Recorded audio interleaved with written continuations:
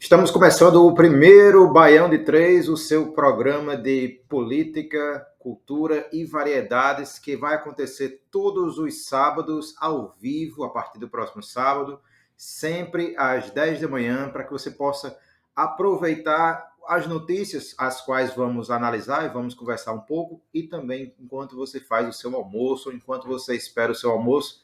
Então, eu sou o Jonatas Andrade, eu sou professor graduado especialista em mestre em educação, trabalho também com a área de cinema e com a escrita, e estou aqui ao meu lado com o Luiz Costa, atual presidente do Sindicerpo, o Sindicato dos Servidores Públicos Municipais de Mossoró, e fisioterapeuta, e com Caio César Muniz, jornalista, escritor, poeta, cordelista. Então eu estou aqui ao lado de duas ilustres figuras da cena e do cenário moçoroense.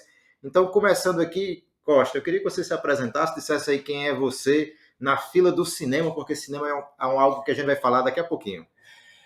Então, amigos, é um prazer estar iniciando esse projeto. Quero até aqui agradecer de pouco o convite feito aqui por o poeta, mestre, né, Caio César. Me sinto aqui tentando fazer aqui o feijão com arroz do Baião de Dois, é o que me cabe, né? Fico muito lisonjeado, né, em aprender com essas duas figuras e vamos lá, né, ter aquele bate-papo, né, que ele sabe tratar de diversos assuntos que envolvem nossas vidas, nosso cotidiano, enfim, o nosso dia a dia. E Caio, quem é você aí na fila do cinema, na fila da entrada pro filme da Barbie? Rapaz, eu sou o Kim. O Kim do Sertão. Eu sou apenas um rapaz latino-americano. Estou aprendendo com vocês. Eu acho que a gente vai aprender muito, né? Sejam todos bem-vindos, bem-vindas a esse projeto, a essa ideia que nós estamos iniciando. Baião de Três, porque são três figuras que vão falar sobre assuntos diversos, cada um com o seu nicho de conhecimento. E aqui ninguém sabe mais que ninguém, e vamos todos juntos caminhar, discutir ideias, emitir nossos posicionamentos. Nós estamos num país livre e podemos fazer isso. Então é isso, vamos lá, vamos tocar o barco e saborear este Baião de Três. É isso aí. Para você que ainda não nos conhece, obviamente estamos no nosso primeiro programa, então muita gente ainda não nos conhece. Eu peço a vocês que, aproveitando que vocês estão nos assistindo no YouTube, vocês já deixem o like de vocês. O like é algo muito importante para que o nosso programa, os nossos episódios, eles possam chegar a mais pessoas. Então, se você puder, dá lá o seu joinha, dá o seu like e se inscreva em nosso canal para que você possa receber os nossos vídeos em primeira mão, as notificações, quando estrearmos alguma coisa. E também queria agradecer aos nossos patrocinadores que gentilmente já de antemão acreditaram nessa empreitada, nesse projeto. Então agradeço aqui ao Sindi Hoteleiros e agradeço também, claro, ao próprio Sindicerpo, que eu citei há pouco, no qual Costa é presidente, dois sindicatos que acreditaram em nossa proposta, em nosso projeto, em nossa empreitada. Se você também deseja fazer parte, nos procure, manda um e-mail, baião de 3, baião sem acento, rn@gmail.com. Então, se você deseja se comunicar conosco, se você deseja acreditar e ajudar a nossa empreitada, mande-nos um e-mail. Sugerir pautas também, né? Fique Sim. à vontade para mandar sua sugestão, sua crítica, né? Estamos aqui, como eu disse anteriormente, para aprender e para toda crítica será bem-vinda e analisada com muito cuidado. Logicamente, se tiver o seu teor de respeito, né? Com relação a tudo que nós estamos aqui transmitindo, porque isso também será uma das nossas vertentes, trabalhar com respeito e ética. E dando início já, obviamente ainda não às nossas pautas, mas começando aí por duas indicações culturais. Eu sei que vocês gostam muito de arte, de cultura também. Então eu vou tomar a liberdade de inicialmente citar aí, dar duas indicações a vocês que de repente estão sem saber o que fazer na tarde ou noite de hoje, né? Vocês obviamente vão assistir o Baião de 2, o Baião de 3, vão almoçar e vão eventualmente pela tarde ou pela noite procurar algum programa para fazer. Então recomendo aí dois filmes para vocês que estão sendo exibidos atualmente nos cinemas moçoroenses, no caso no Partage, né, no Multicine, que é, olha só, o filme da Barbie. Então não tenham preconceito contra o filme da Barbie, assistam, porque na verdade é um filme que a gente sabe agora que incomodou bastante diversos setores mais conservadores, né, da sociedade brasileira. Eu assisti ao filme esses dias e digo com propriedade, ele realmente incomoda porque ele é um filme bem feito, é um filme bem roteirizado, é um filme que ele realmente toca em algumas feridas da nossa sociedade com muita seriedade. Então, deixo a recomendação do filme da Barbie, né, o filme fenômeno aí dos nossos tempos, da nossa semana, do mês, e deixo também a recomendação do Oppenheimer. Então, a história do físico Julius Oppenheimer, né, que é um físico que ajudou, que construiu, que participou do projeto da criação da bomba atômica, né? Então, a gente tem aí um filme mais leve, embora também com discussões sérias, que é o filme da Barbie, e tem também o Oppenheimer, a cinebiografia dirigida pelo Christopher Nolan, com Cillian Murphy no papel principal.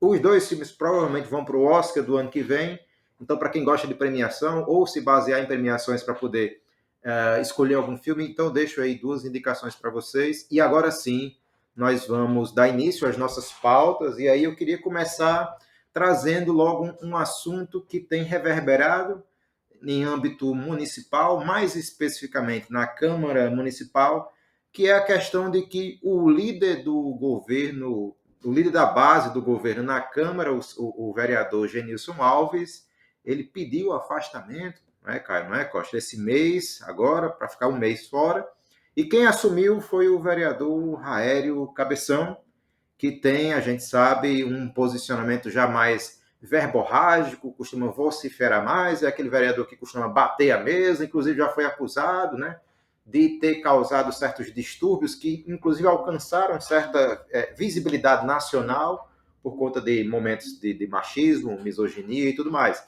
Então, ele assumiu aí a frente da liderança da base do governo na Câmara, e eu queria saber de vocês, começando por Costa, o que é que você acha que a Câmara vai ter daqui em diante com a liderança de Raério e não mais de Genilson, agora por este provável um mês. O que é que você tem a me dizer aí? Olha, antes de entrar nesse assunto, eu queria fazer apenas uma observação. Jonas aqui me apresentou como presidente do Sindicerp, mas é preciso dizer que eu estou interinamente na presença do Sindicerp. A presidente, com muita competência, Eliette, e estou aguardando ansiosamente seu retorno dele, tá bom, Eliette? Um abraço, a gente está aí lhe aguardando. Mas, enfim, sobre essa questão, eu acredito que politicamente não muda praticamente nada. Né? O líder da situação, eu diria que é alguém que está ali muito mais como figurante, né? Para seguir, né, as orientações que vêm do Palácio. Genilson fez esse papel, seguindo rigorosamente o que o Palácio orientava, e eu acredito que Raério vai fazer da mesma forma. Se Raério vai manter essa postura que você já apresentou, que é conhecida do nosso cenário político, eu acredito que não. Eu acredito que o fato dele assumir agora o líder da bancada da situação vai servir como freio. Se esse freio vai ser eficiente ou não, aí só o tempo dirá. Caio? Eu concordo em partes com o Costa, não vejo muita mudança.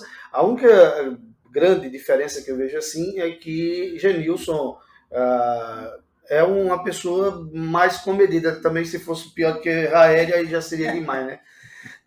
É uma pessoa mais comedida, é uma pessoa que senta, né, para negociar, pelo menos para ouvir, né? Porque quando as ordens chegam do Palácio da Resistência, dificilmente elas são modificadas, né? Entra no ouvido e sai no outro, mas Genilson tinha esse papel de pelo menos sentar, de ouvir. Ele é muito, muito irônico, muito dissimulado, eu diria até, mas tem esse papel. Já Raério, eu não sei, apesar de que, Costa, no momento, a gente vive um período mais tranquilo, né? Não tem muita pauta polêmica no ar, pelo menos por enquanto, porque em se tratando de Alisson Bezerra, a qualquer momento pode vir uma bomba aí, espera-se qualquer coisa dali. Quando você acha, e ele parece que gosta, quando está tudo tranquilo, ele inventa alguma coisa, ele senta com o Oppenheimer dele lá e cria uma bomba e joga, e aí tudo começa a ser movimentado novamente, né? Mas nós dizemos, pelo menos nesse instante, um momento de lagoa, né? De lagoa calma, e aí vamos esperar, como você bem disse, desses 31 dias. Eu já vi rumores de que Genilson pode não voltar, de que estaria insatisfeito. Eu não vejo, não vislumbro motivo, pelo menos assim, no primeiro momento, para isso, para que ele esteja... todas as cartas estão na mesa, a não ser que seja uma coisa muito de bastidor mesmo, muito deles, né? Então, eu acredito que esses 30 dias vão ser cumpridos e Genilson retorna, né? E Raélio terá um protagonismo de mero figurante na Câmara durante esses dias. Esperemos Deus. E quem vai assumir o lugar do Genilson vai ser a Marileide. Então a Câmara agora vai ter uma Marileide e uma Marleide. Então talvez as pessoas acabem confundindo aí, mas a vereadora petista, a gente sabe que ela tem um destaque maior, né? Mesmo sendo da oposição e a oposição sendo minoritária, a gente sabe que é uma oposição aguerrida e que se destaca. E falando em Lagoa, aproveitando aí o gancho que Caio, né, colocou a Lagoa, a questão da Lagoa, falou em bomba também, né? Então acho que tem tudo a ver. A gente está entrando agora no nosso segundo tema, nossa segunda pauta, que é uma questão que tem a ver com água, né? Então, as sessões ordinárias recomeçaram agora na última terça ou quarta-feira da Câmara. E, aliás, terça-feira, né? Porque quarta foi o jogo e foi ponto facultativo, né? Então, na terça, a gente já começou a ver algumas cobranças em relação à dívida que o Estado tem para com a CAERN, né? A dívida de 90 milhões, uma coisa assim, né? Isso. Mas aí... O Estado tem com... Olha, o Estado tem, né? Perdão, o Estado tem tem com a CAERN, mas aí os vereadores esqueceram, ou fingiram esquecer, que o prefeito, a prefeitura, a gestão municipal tem uma dívida ainda maior com a CAERN, uma dívida de 111 milhões. Então, eles esquecem uma dívida em detrimento da outra, sendo que a dívida municipal é bem maior com a CAERN e, ao mesmo tempo, coisas estranhas, e aí eu não estou entrando no terreno da teoria da conspiração, mas coincidiu de coisas estranhas começarem a acontecer, né? Corta ali, queima um poço, queima não sei o quê, queima a subestação, queima não sei o quê, queimam coisas, as coisas quebram, as coisas somem, e aí Mossoró começa a enfrentar uma crise de falta de água. E eu queria saber de vocês, agora a gente fazendo inverter aqui, primeiro com o Caio, o que é que você pensa, Caio, dessa situação da falta de água, obviamente, mas também algo que está atrelado a essas dívidas também, e do fato de que os vereadores municipais eles não tocam no assunto de que a gestão municipal deve também. Eu vou fazer uma correção na sua fala. Esquecem, eles não esquecem, não é esquecer. Eles sabem que existe a dívida do município com a CAERN, sabe? Quem senta naquela cadeira, antes talvez no período que se candidata, sabe o abacaxi que vai pegar, entendeu? Então, não tem nenhum inocente nessa história. É justo que Alisson faça cobrança ao Estado. Por que ele não faz da forma correta? Entendeu? Precisa desse estardalhaço todo. Tudo bem que a gente sabe que ele tem aí as suas pretensões políticas, de talvez alçar voos maiores e se lançar a governador do Estado, mas vai ser prefeito primeiro, doutor. Já falta um ano para você, entendeu? Vá trabalhar direitinho, vá fazer o seu papel aqui, depois você vê isso. Faça as cobranças da forma direita. Porque eu acredito que o governo do Estado também deve estar cobrando da prefeitura essa dívida, a CAERN, logicamente, né, fazendo as cobranças que são necessárias, sem estardalhaço. Não precisa estardalhaço, não precisa ser oportunista, como você foi, de bater lá na governadoria junto com uma ruma de prefeitos. Só para ser vaiado.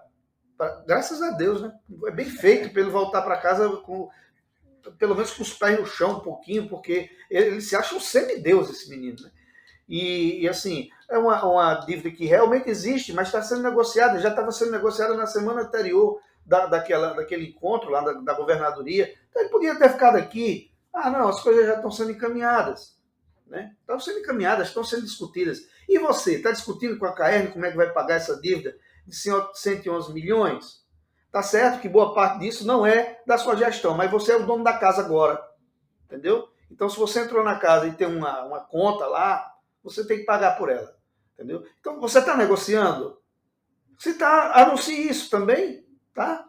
Eu acho que é um grande oportunismo por parte de Alisson, mas isso não é nenhuma novidade, não é? Não é nenhuma novidade. E dos nossos vereadores é lamentável, né? É olhar para frente, olhar para e esquecer o próprio umbigo, né? Então, companheiros, olhamos também para o nosso próprio umbigo, antes de apontar o dedo, né? Aquele ditadozinho popular, bestinha, mas é verdadeiro. Quando você aponta o dedo para alguém, ó, tem 3 apontando para você. Então, olhem isso, rapaz. Olhem isso. Sejam dignos do cargo que vocês ocupam, que é de fiscalizador.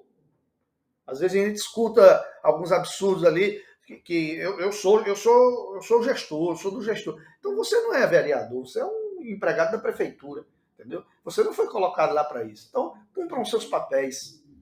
Vereador ou assessor, né, do prefeito? Assessor do prefeito. Está mais para isso. Não é à toa que já de muito tempo, não é privilégio dessa legislatura, que o pessoal chama a Câmara de Vereadores do puxadinho do Palácio da Resistência.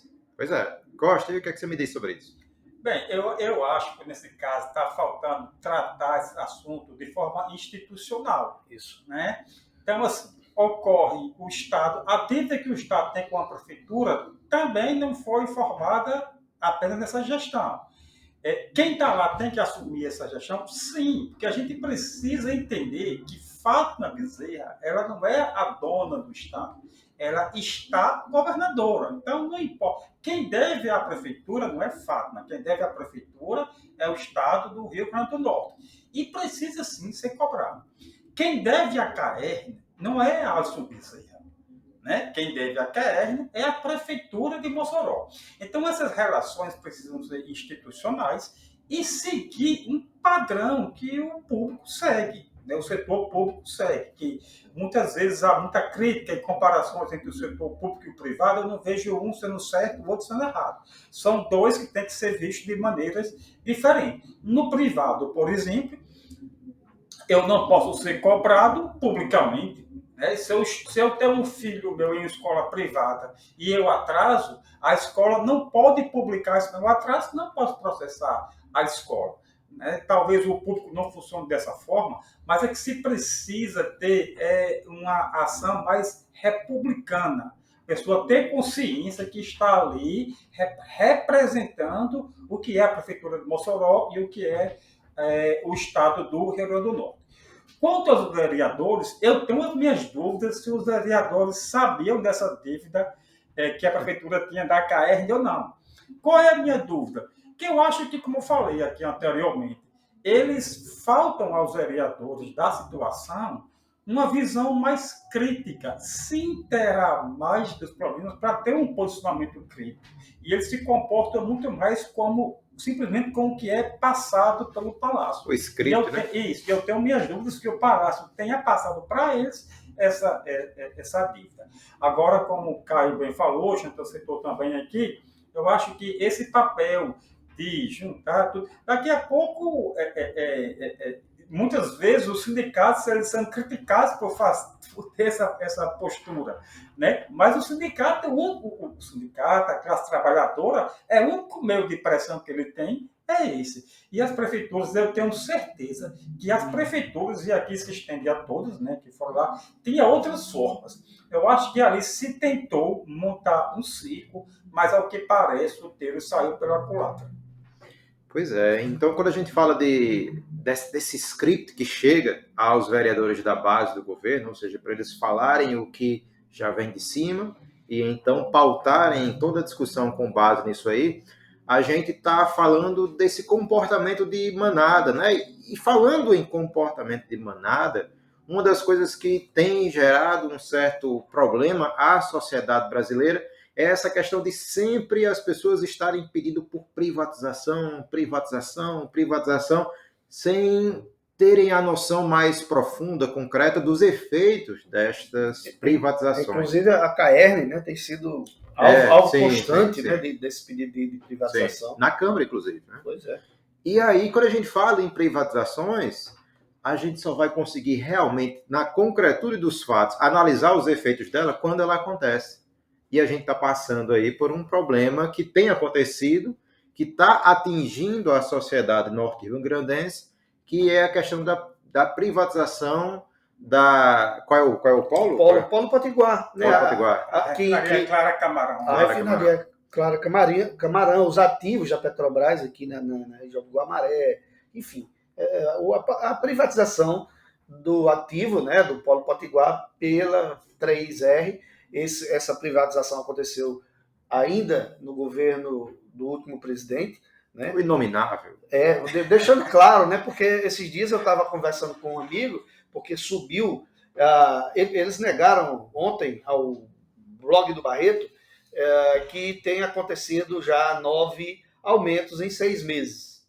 Negaram, a 3R negou. Mas a mesma nota diz que a avaliação de aumento dos combustíveis pode acontecer semanalmente. Ou seja, a gente corre um grande risco de até o final do ano a gente ter aí mais um absurdo, de chegar ao final do ano com, sei lá, com 40 aumentos, 50 aumentos. Eu não vou contar quantas semanas tem, mas um absurdo, né? E aí eu falando para um amigo, rapaz, mais um aumento do combustível e tal, e eles faz o L. Eu digo, amigo, pelo amor de Deus. Você sabe, e eles sabem que a privatização ocorreu antes do governo Lula, não é? Inclusive, quero aqui parabenizar um portal de notícia, o Agora RN, que está fazendo um levantamento muito bem feito, com reportagens muito embasadas, que estão sendo republicadas, inclusive, pelo blog do Barreto. Parabéns a Bruno também, a sua equipe, sobre como aconteceu essa venda desses ativos para a 3R, aparentemente uma empresa que não tinha capital para isso, não tinha capital. O que eu tenho lido assim, né? Ontem saiu mais uma bomba, que é a questão de que essa venda não cumpriu o que reza o STF e que pode ser anulada. Deus queira que sim. É importante que os políticos do Estado se engajem nisso aí, porque o RN está fazendo um papel que, na verdade, era os políticos que era para estar fazendo. Entendeu? Mas a gente sabe que a empresa também tem esse papel de alertar, não é? Então, eu acho que os políticos têm que ficar de olho. Isolda Dantas, essa semana, pediu um posicionamento da empresa, né, para que ela compareça lá à Assembleia para dar o seu posicionamento. O certo é que, tá bom, não foi 9 não, mas pelo menos 8 aumentos de combustíveis em menos de 60 dias. E que podem agora acontecer semanalmente. Ele diz isso lá na nota. Depois dá uma consultada lá no blog do Barreto que está lá. Tá certo? E outra coisa, o silêncio. O silêncio dos que pedem privatização. Cadê o Rogério Marinho? Não, peraí, silêncio não. O Girão disse que eu ia dizer isso. Girão fez pior. Era melhor ter ficado calado. Tá ok. Não, é assim mesmo. E a empresa tem que ser assim mesmo. Entendeu? Ora, um cara que vive as tetas do governo aí, viveu aí pendurado, né? Um general de 3 estrelas que vive atrás da mesa, o resto eu não vou dizer, entendeu? Então, para ele é muito fácil, né, defender privatização. Agora, para o pobre, que depende, para o mototáxi, que depende de abastecer sua moto para trabalhar, entendeu? O taxista, o cara que faz o traslado aí para ganhar o seu ganha-pão, né? E aí, daqui uns dias, como é que a gente vai trabalhar? Como é que a gente vai, né? E da gente mesmo, a gente já está sentindo, nós que somos assalariados e tal, já estamos sentindo o peso disso. R$ 5,99 aqui em Mossoró. Mas alguns postos, R$ 6,19. Porque tem oportunista além do oportunista, né? Porque aqui a gente vê muito isso, quando se anuncia o aumento de preço, o cabo já aumenta de noite. Agora, quando baixa, ninguém vê. Não é? Então é por aí, eu acho que alguém tem que fazer alguma coisa, nós não podemos ficar reféns por muito tempo da 3R, nós não vamos suportar isso, e o Rio Grande do Norte não está fora do Brasil. Então, o Brasil, o combustível está baixando, e aqui não. Situação séria. Costa, você como sindicalista, como é que a gente consegue frear e parar? Vamos supor que o processo no STF ele não ande, então a 3R continue operando aqui, não vou dizer máfia, não vou dizer cartel, enfim. Mas as pessoas sabem bem o que acontece nessas horas. Então, enquanto sindicalista, o que é que você acha que as pessoas podem fazer, a sociedade pode fazer para tentar coibir, parar ou frear esses recorrentes aumentos que potencialmente vão ocorrer? Olha, você parar os aumentos na rede privada é muito complicado. Veja só, existe um canto da sereia, eu fico assim, sem entender como é que se consegue colocar para aquele trabalhador que acorda, que é assalariado, que coloca um sacrifício de gasolina na sua moto, no seu carro, que privatizar a Petrobras é melhor, né? Então, assim, há assim, uma versão, né, que é muito facilmente engolida pelo trabalhador. E ele não para pensar. Eu quero fazer aqui um paralelo, tá certo? Vou puxar um pouquinho, eu chego já na sua resposta.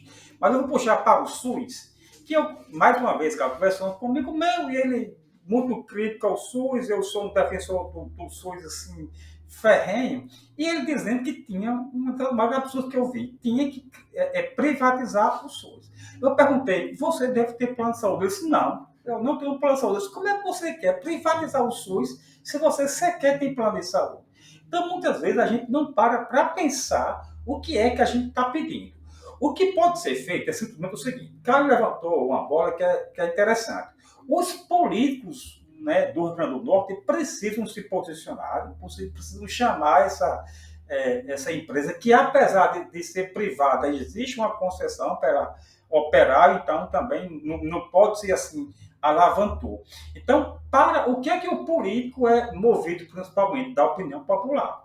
Então, se a opinião popular continuar com essa impressão que desculpa até a expressão, empurrada de goela abaixo e aceita por ele que tudo privatizado é melhor, então vai gerar uma acomodação nos políticos, vai gerar uma acomodação na empresa, e a empresa privada, gente, ela tem um objetivo principal, que é o lucro, né? Então, se ela pode vender a gasolina por R$ 10, ela vai vender por R$ 10. Ela não quer saber se o trabalhador vai se sacrificar, ela não quer saber quanto isso vai pesar no final do mês. Se ela puder vender por 20, ela vai vender por R$ 20. Ela não tem uma preocupação social.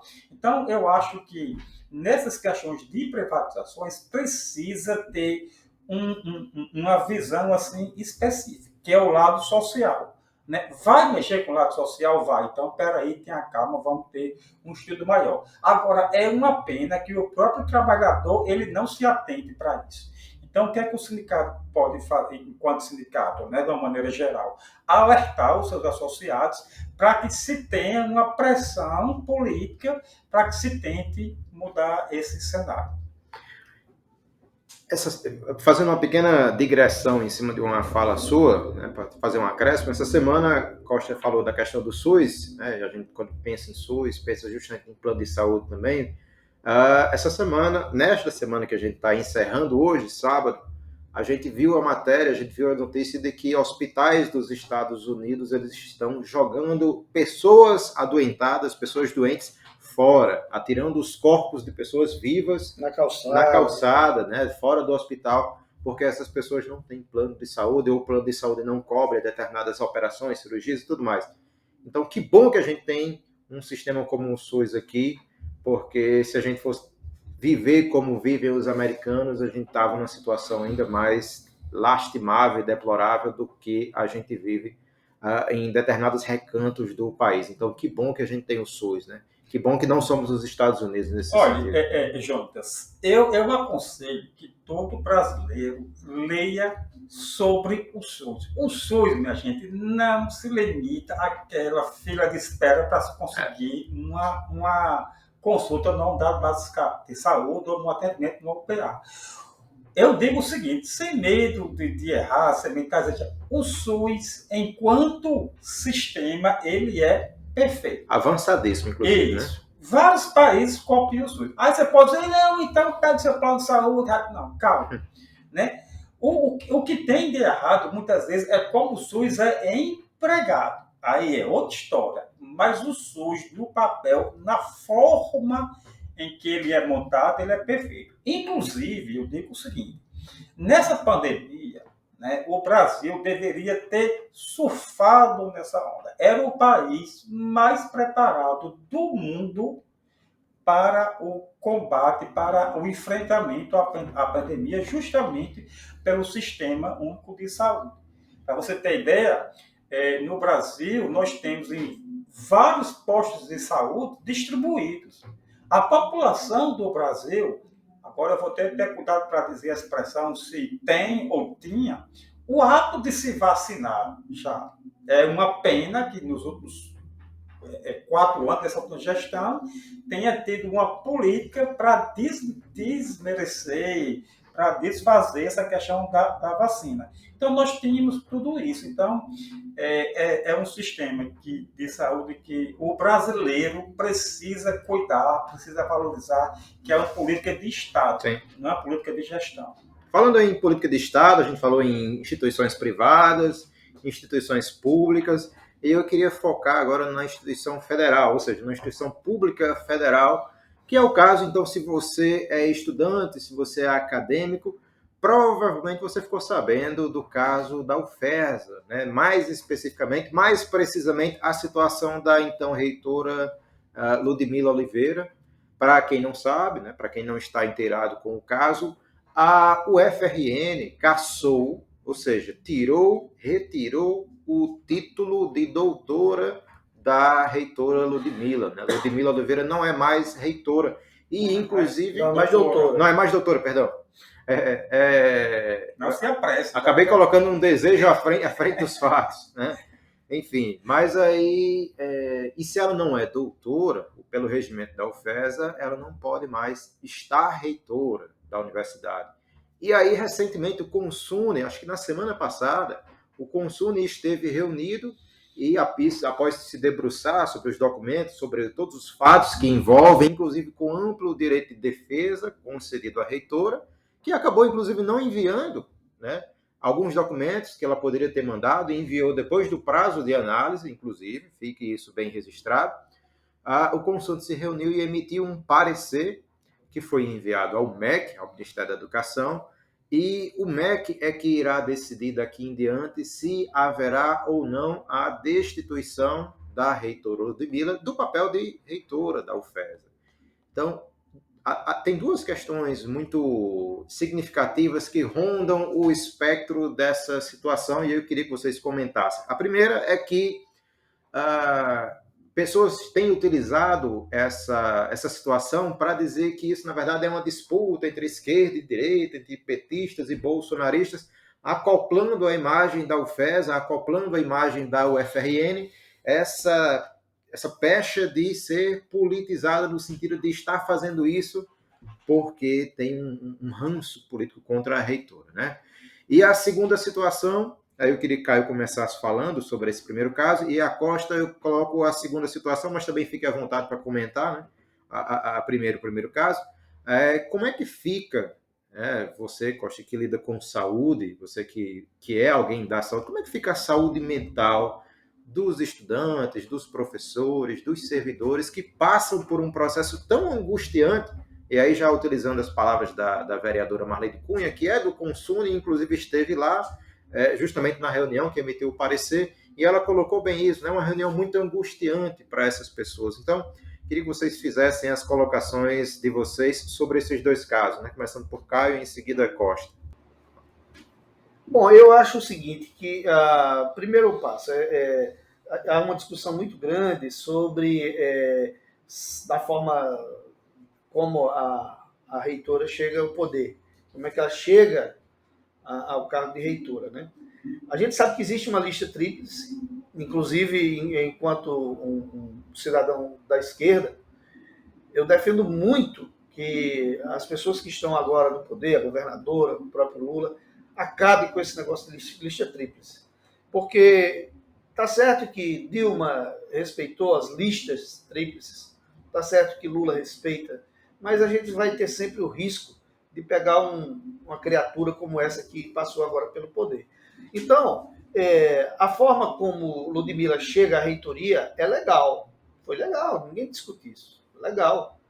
Agora, ela não esperasse que ela ia, como terceira colocada na consulta, né, que é uma consulta, que ela chegasse ao posto máximo da UFESA e fosse ser abraçada. Ela não é sequer a segunda colocada nessa consulta, ela é a terceira. Então, o ambiente não iria ser favorável a ela de forma nenhuma. Não tinha como ser favorável a ela. E a questão agora da cassação, do título dela, do título de reitora, do cargo de reitora, não tem nada a ver mais com isso. Não tem nada a ver com isso. A UFRN cassou porque detectou 40% de plágio na tese dela. E é crime. É crime. E ela pode dizer o que ela quiser, porque ela recorreu. Ela recorreu a todas as instâncias e todos negaram.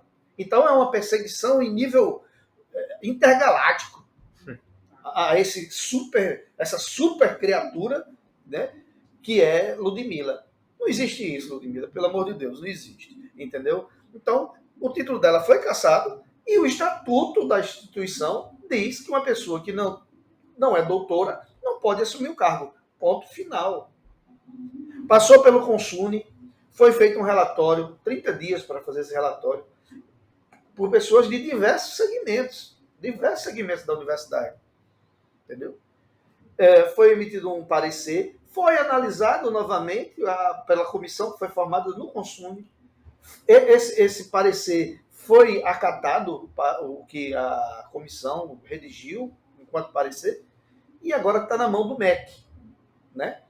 E assim, por mais que ela demonstre, ela oscila, Ludmilla, entre uma aparente tranquilidade, né? Sorriso, Deus é a última palavra, e destempero. Né? Tem hora que ela perde as estribeiras. Na última reunião, na penúltima reunião, aliás, do Consune, foi um absurdo. Passou ela reza. Não que eu seja nada contra a reza, tem que rezar mesmo, porque os dias não estão fáceis, não. Com um diploma na mão, de joelho tal, e dizendo que fez uma carta que se morresse, como era que deveria proceder o seu enterro. Né? Não é para tanto, não. Acredito que não é para tanto. Mas que eu acho muito difícil a reversão desse quadro. Inclusive, arrisco a dizer que está bem próximo. Acredito que... Eu vou chutar, posso estar errado, viu? Mas eu acredito que nos próximos 10 dias por aí, a gente já vai ter uma definição sobre isso. E não me parece, não vejo como ser favorável à manutenção dela no cargo. Porque aí você teria que rasgar o estatuto da UFESA. Né? Teria que rasgar, já que ele diz que não pode uma doutora no cargo, ela não vai conseguir reverter porque as instâncias da UFRN, que ela tinha que percorrer, já percorreu. Então, o título de doutora está cassado. Né? E aí, eu não vejo como ela reverter isso, principalmente depois de uma decisão do MEC, e eu acredito que vai ser rápida. Plágio é uma questão muito séria, né? Que quando você plagia, você está se apossando dos direitos legais, os direitos de escrita de alguém que escreveu aquilo antes que você e que publicou aquilo antes que você. Então, fazer isso já demonstra que não há, ao menos nesse processo do doutoramento dela, a seriedade que se espera de uma doutoranda, né? De alguém que está se doutorando. Então, faltou aí, no mínimo, muita responsabilidade, muita ética neste sentido. E o caso todo foi espetacularizado, mas não pelo Consune. O Consune agiu seriamente, se debruçou legalmente, com tempo, enfim, as pessoas se dedicaram à escrita, à elaboração desse parecer. Mas essa espetacularização do caso, ela vem surgindo das outras frentes, né? As frentes que estão aí, como a da Ludmilla, da reitora, estão espetacularizando o caso, e isso danifica, certamente, a saúde administrativa da UFESA e, mais ainda, a saúde mental destes professores que estão passando por esse processo, dos alunos que não sabem exatamente o que vai acontecer, se vai acontecer, dos servidores também que precisam trabalhar diariamente, inclusive diante dos arroubos de espetacularização do caso que acontece até mesmo dentro da própria UFESA. Né? Então, Costa, o que você acha que pode acontecer e como a UFESA pode se reerguer nesse sentido, o que é que pode acontecer, o que é que vai acontecer e como é que você enxerga aí a situação da saúde mental dos estudantes, professores, servidores e a própria saúde administrativa, digamos assim, da instituição? São duas questões, saúde mental e saúde administrativa. Né? Primeiro, em termos de saúde mental, a gente precisa ter uma preocupação com como é que está a saúde mental de Ludmilla. Sim. Porque, assim, passa por uma situação muito difícil. Porque é o seguinte, a lei é dura, mas é lei. Né? Então, assim, Ludmilla, quando ela assumiu a reitoria, a gente pode separar em duas questões, a moral e a legal. Né? Ela não entrou, não assumiu como reitora de uma forma moral. Já que, como o Caio aqui disse, ela, na consulta à comunidade, ela ficou em terceiro lugar. Né? Então, ela ficou atrás, logicamente, do primeiro, do segundo, e entrou de maneira meio que imoral, mas de maneira legal. Então, a lei é dura. Ela pode dizer, não, eu entrei dentro da lei. E agora ela vai sair também dentro da lei. Se a lei vale para que ela tenha dito várias vezes, ela e várias pessoas que apoiavam que ela entrou dentro de uma lei, né, para sair da mesma forma. Isso é muito ruim, né, para estudantes, para os servidores da UFES, mas a UFES é muito grande. Né? A UFES não é só o muro. Né, Não é. Como se foi tentado se colocar, né, que vieram aqui inaugurar o muro. Né? Então, a UFES é uma instituição que eu, como moçoroense, bairrista que sou, prezo muito, e eu tenho certeza que, apesar de toda essa questão, a UFES vai sair aí beneficiada, e até interessante que, dessa vez, né, entre alguém legitimado, né, dentro da lei e dentro da moral.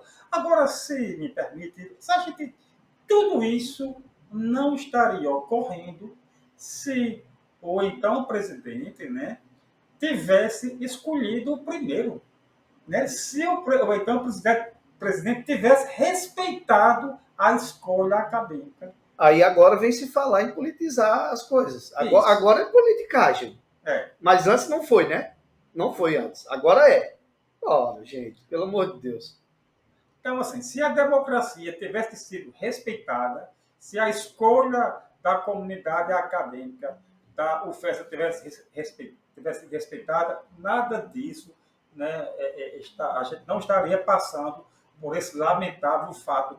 E o fato é lamentável, e é lamentável também a reação, né, de Ludmilla diante de assim, comprovações, ninguém está aqui acusando Ludmilla por suposições ou por convicções. Não é. Né? Ninguém tem apenas convicção que Ludmilla plagiou.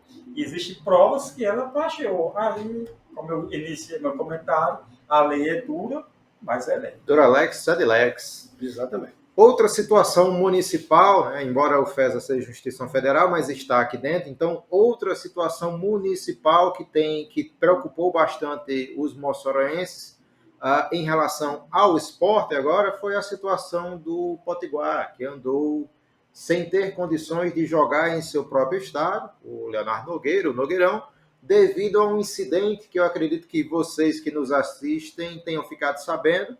Mas não é só o incidente, obviamente. A situação estrutural do estádio não era das melhores, mas o incidente que aconteceu, ele acabou fazendo com que a situação tomasse ainda mais corpo, ou seja, as pessoas ficassem sabendo mais seriamente, concretamente, dos problemas que tinha o estádio, né? Que foi quando o torcedor afundou o pé, o concreto do estádio, enfim. É concreto? Lá é concreto, né? Não, eu acho que não, ali é uma broa, aquelas bolachinhas de goma, porque um senhor andando em cima da arquibancada, afundar o pé, meu Deus do céu, é uma broa, não pode ser concreto.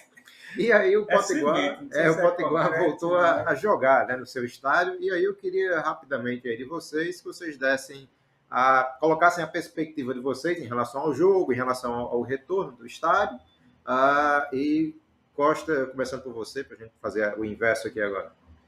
Olha, tem dois lados ali. O lado esportivo, a gente fica muito satisfeito, né? Embora seja declaradamente torcedor do Baraúnas, Mas a gente tem uma simpatia pelo futebol Local, né? moçoroense, local, como eu falei já antes, eu sou muito bairrista, né? E, embora que seja muito criticado lá na torcida do Baraúnas quanto esse meu posicionamento. Do lado esportivo, a gente fica assim, eufórico, com a esperança que o futebol moçoroense ressurja das cinzas.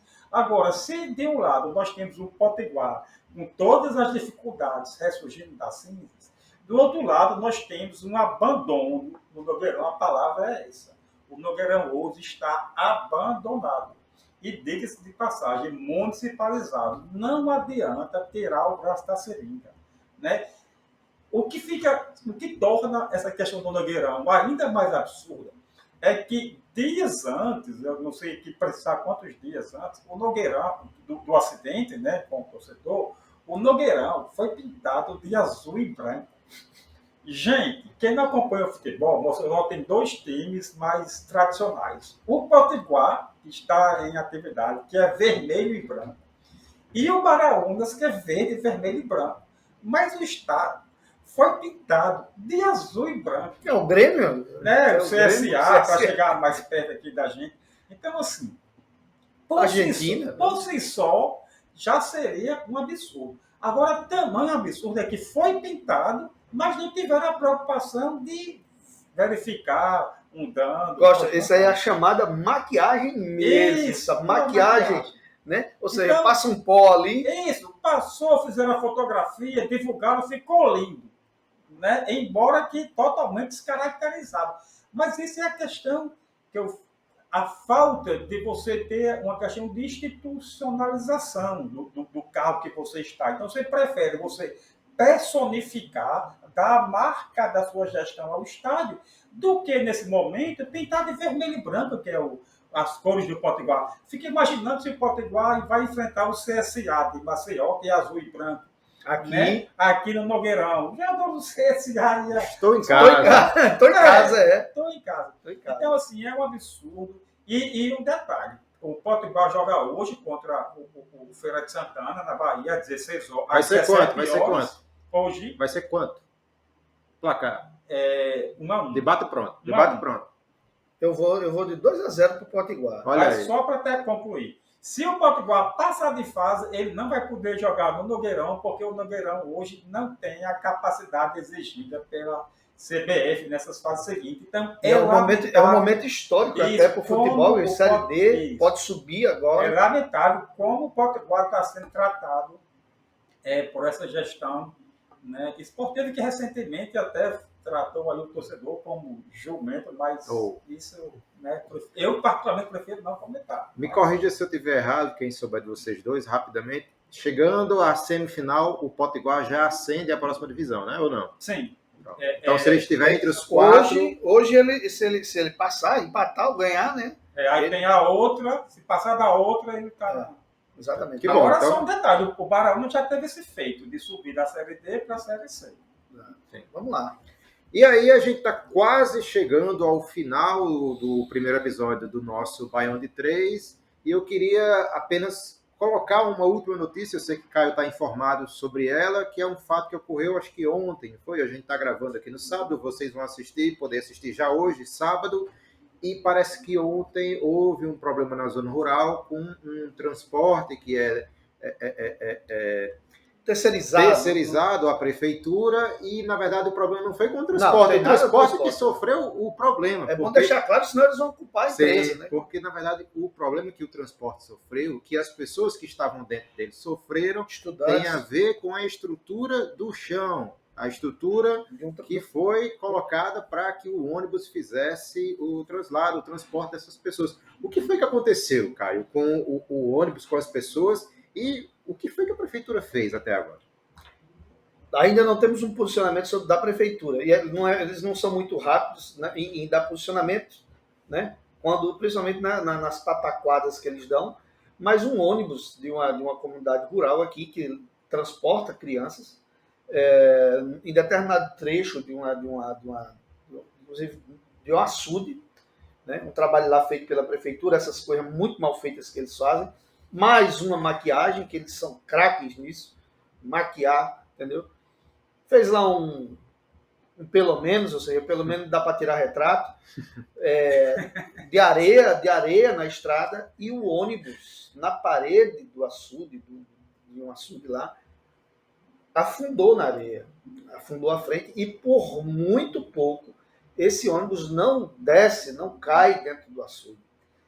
Olha, eu chego a me arrepio. Olha o tamanho da tragédia que isso poderia ter ocasionado. Um ônibus cheio de estudantes, crianças, adolescentes, sabe? Alguns talvez não saibam nem nadar e coisa do tipo. Não é bom nem imaginar. Mas olha o tamanho da tragédia que poderia estar acontecendo. Hoje a gente poderia estar aqui, Deus me livre, graças a Deus não aconteceu nada. Nós não somos urubus, não. Nós só queremos que as pessoas tenham responsabilidade pelas coisas. Pelo amor de Deus, sabe? Se você tem um trajeto de caminhões, podia ser um caminhão também, mas foi um ônibus escolar. Entendeu? E as crianças saíram de lá à noite, os pais indo buscar de bicicleta, de carroça, de moto e tal, e o ônibus escolar emperrado. Essa notícia está hoje no blog do nosso amigo Guimar Souza, Guimar Nogueira, bem que eu disse. Boca da Noite, muito bem redigido pelo nosso companheiro Márcio Alexandre. Então, tá lá, dê uma olhadinha que você vai ter mais informações sobre isso. E não é para deixar vocês assim, não, mas vem aí o nosso portal também, viu? Estamos chegando junto, estamos chegando com força. Então é isso, amigos. Chegamos ao fim do nosso primeiro episódio, o primeiro episódio do Baião de 3. Eu queria começar agradecendo aos meus companheiros de bancada, Caio e Costa.